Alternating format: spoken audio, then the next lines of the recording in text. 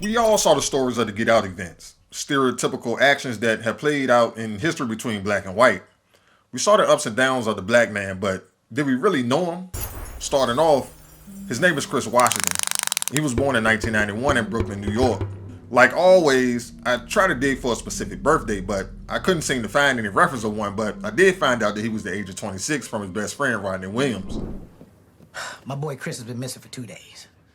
Your son is missing. Oh, no. Not my son. My friend, he's 26. His name is Chris Washington.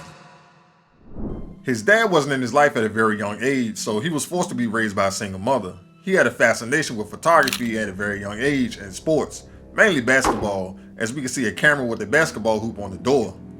In the year 2002, something tragic happened.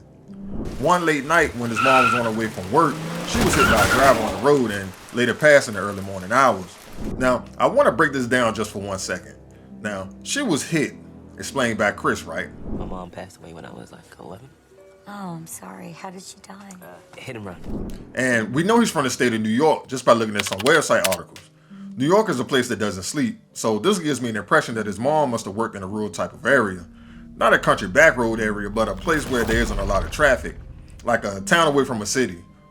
Another thing is that Chris said that his mom was hit and bled out on the side of the road, hinting that she wasn't driving. She had survived the initial hit. She lay there bleeding by the side of the road. That's how she died in the early morning, cold alone. Maybe she couldn't afford a car, right? Or maybe she didn't have a license. Now, I don't think that can't afford a car logic is acceptable because in first grade, he took judo classes after school, which is a luxury at 11 years old. Chris has a TV in his room with the camera with the full stock lens.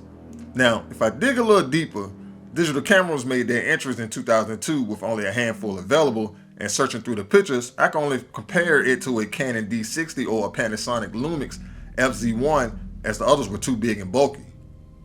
These cameras were running around $1,000 minimum. Could she be an immigrant in New York City?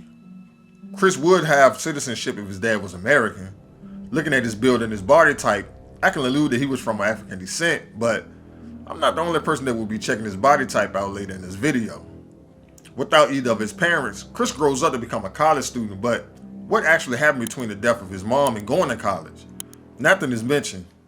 Does he become an orphan, taken in by a family member? Anything. It's all blank. Also, the only reason I said college is because the internet posted it, but I couldn't set my eyes on it myself. So, since this is a blank, in adulthood, Chris ends up becoming a photographer. That's his main source of income. He takes pictures that are explained to be melancholic. You've got something. The images you capture so brutal, so melancholic.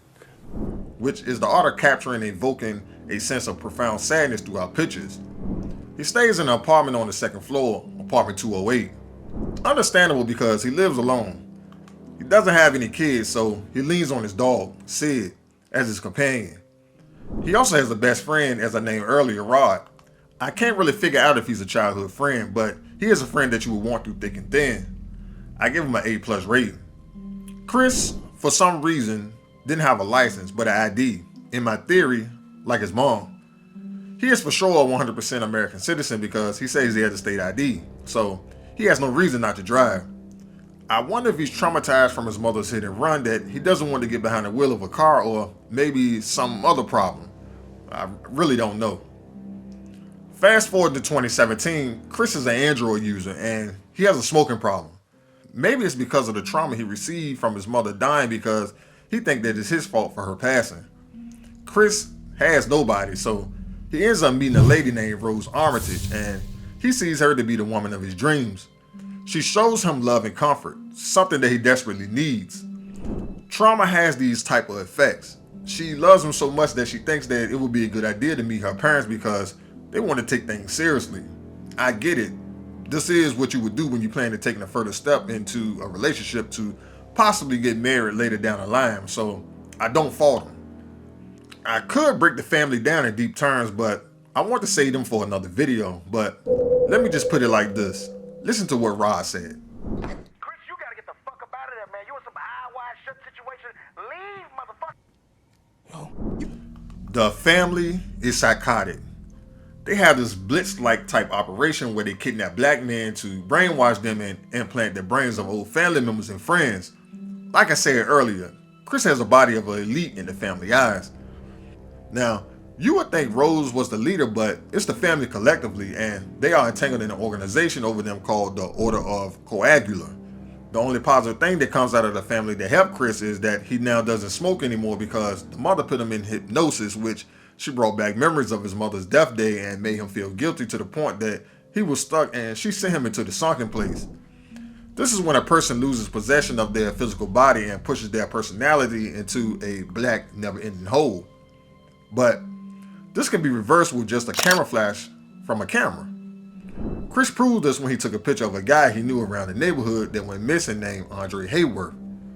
After finding out that the family plot is to literally sell and destroy his body for another person's gain, Chris ends up leaving the Armitage family house with blood on his hands. He caused the death of 4 people, Dean, Missy, Jeremy, and Georgina, at his hands personally. Rod was coming to save him because he went missing, and this is why I give him an A+. Looking at his notepad, Rod dialogued the separate days that Chris was gone and the times that he left and contacted him.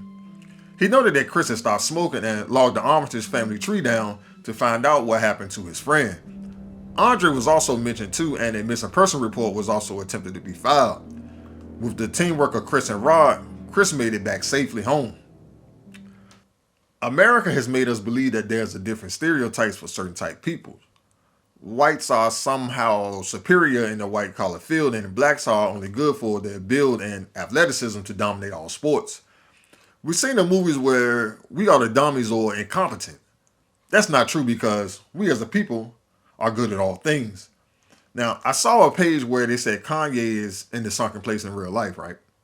But he can't be. Camera flash goes off in his face 24/7. Something to think about. But like always, if you feel like I said something wrong or maybe have a new theory that you want to come up with, please let me know below. Peace.